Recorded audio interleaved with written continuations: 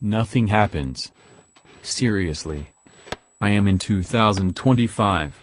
My life remains the same. I haven't altered the past yet.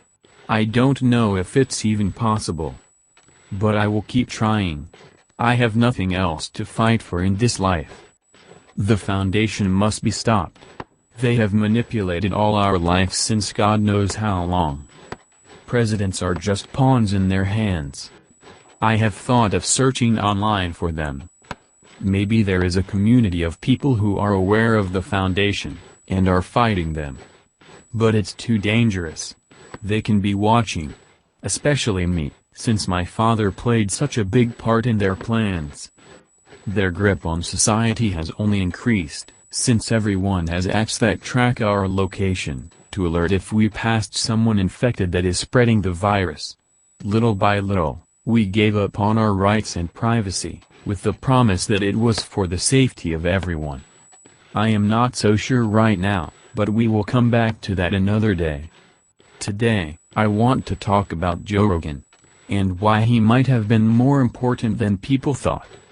You see, back in 2021, before the virus mutated, Joe Rogan was a very successful comedian that millions listened to his podcast. He talked about everything with everyone. Musicians, scientists, celebrities. His podcasts got more and more famous. And with good reason.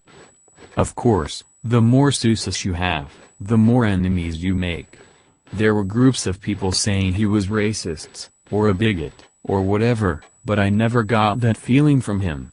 He wasn't perfect, and sometimes his opinions were a bit silly, but overall he seemed like an interesting person. He could be more important than he even knew. Around September 2021, he said on his last podcast that he knew someone very respected and intelligent, and influential, that could prove that the virus was fabricated in Wuhan.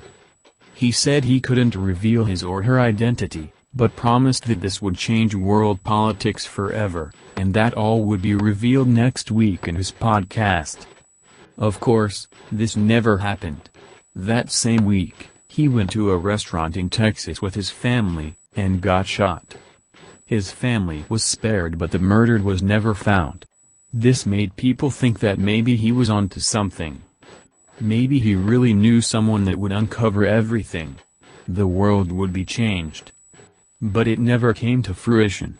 His guest, whoever it was, never came forward. People made homages all around the world to him. Some of his haters said he was full of crap, and he never knew anything, but I can't help but wonder. At that time, I actually never had heard of him or listened to his podcast. It was only after his death showed up on the news, that me, along with a lot of other people, started to discover his work. He had a lot of fascinating interviews and opinions. To this day, I still listen to his past podcasts. A lot of investigation reporters and independent podcasters tried to uncover what happened, and there were a lot of theories thrown around. Some of them actually very entertaining. Of course, in the very next month, the virus mutated, and this was all very quickly forgotten, as the world had much more serious things to worry about. But now that I had some time to think, I can send messages to the past. I can try and change things. What if Joe Rogan wasn't killed? What if he revealed what happened in Wuhan, China? Could he unravel the tentacles of the Foundation, the organization above everyone, that changes and manipulates the entire world? I don't know. Maybe he was bluffing. Maybe he didn't have any guest that knew anything. Maybe he was just joking. Either way, that got him killed. I thought of trying to find his assistant. There was a guy that helped with the technical side of the show, but after the virus resurgence, who knows, he probably didn't make it as well. So that is my thought for today.